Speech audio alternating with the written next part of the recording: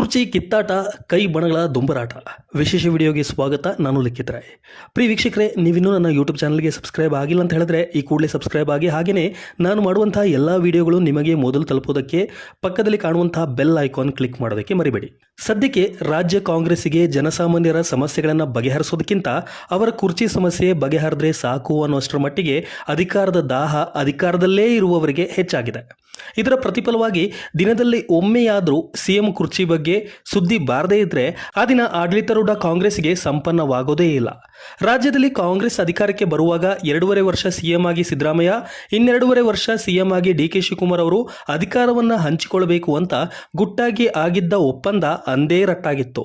ಹೀಗಾಗಿ ಇನ್ನು ಕೆಲವೇ ತಿಂಗಳುಗಳಲ್ಲಿ ಸಿಎಂ ಸ್ಥಾನದಿಂದ ಸಿದ್ದರಾಮಯ್ಯನವರು ಕೆಳಗಿಳಿತಾರೆ ಅಂತ ಬಲವಾಗಿ ನಂಬಿರುವ ಹಲವು ಸಚಿವರು, ಕಾಂಗ್ರೆಸ್ನ ನಾಯಕರು ಡಿ.ಕೆ. ಶಿವಕುಮಾರ್ ಯಾಕೆ, ನಾವು ಕೂಡ ಸಿಎಂ ಸ್ಥಾನಕ್ಕೆ ಸಮರ್ಥರಿದ್ದೀವಿ ಅಂತ ಆಗಾಗ ಹೈಕಮಾಂಡ್ಗೆ ಸಾಬೀತು ಮಾಡಲು ಪ್ರಯತ್ನಿಸುತ್ತಲೇ ಇದ್ದಾರೆ. ಆದರೆ ಇದ್ಯಾವುದಕ್ಕೂ ಸದ್ಯಕ್ಕೆ ತಲೆಕೆಡಿಸಿಕೊಳ್ಳದ ಸಿಎಂ ಸಿದ್ದರಾಮಯ್ಯ ತಾವೇ ಪೂರ್ಣಾವಧಿಯ ಮುಖ್ಯಮಂತ್ರಿ ಅಂತ ನಂಬಿಕೊಂಡಿದ್ದಾರೆ. ಮತ್ತೊಂದು ಕಡೆ ಏನೇ ಆದರೂ ಮುಂದಿನ ಅವಧಿಯ ಸಿಎಂ ನಾನೇ ಎನ್ನುವ ಭರವಸೆಯಲ್ಲಿ ಡಿ.ಕೆ. ಶಿವಕುಮಾರ್ ಅವರಿದ್ದಾರೆ.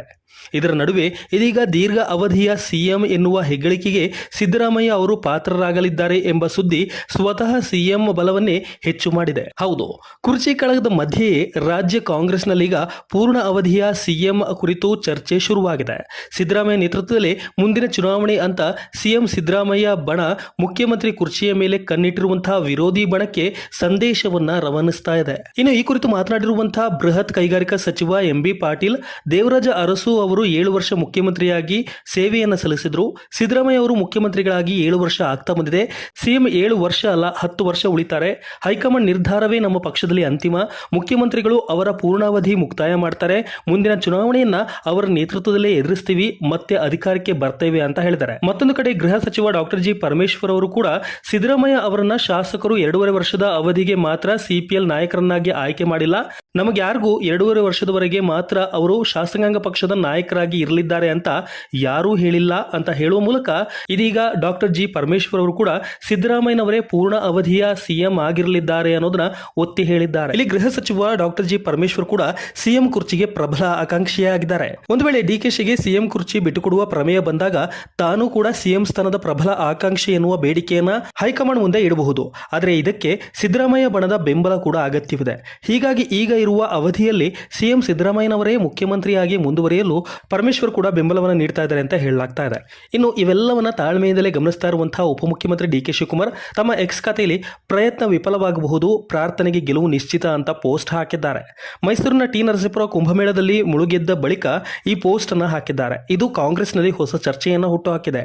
ಆದರೆ ಈ ಪೋಸ್ಟ್ ಮುಖಾಂತರವೇ ತಾನು ಎಲ್ಲವನ್ನ ಗಮನಿಸ್ತಾ ಇದ್ದೇನೆ ಎಂಬ ಸಂದೇಶವನ್ನಂತೂ ಡಿ.ಕೆ.ಶಿ ಕೊಟ್ಟಿದ್ದಾರೆ. ಅದೇನೇ ಆದರೂ ಸದ್ಯಕ್ಕೆ ಈಗ ಸಿಎಂ ಸಿದ್ದರಾಮಯ್ಯನವರು ತಮ್ಮ ಬಣದ ಎಲ್ಲಾ ನಾಯಕರನ್ನ ನಿಧಾನವಾಗಿ ಒಗ್ಗೂಡಿಸ್ತಾ ಇರೋದು ಸ್ಪಷ್ಟವಾಗಿದೆ.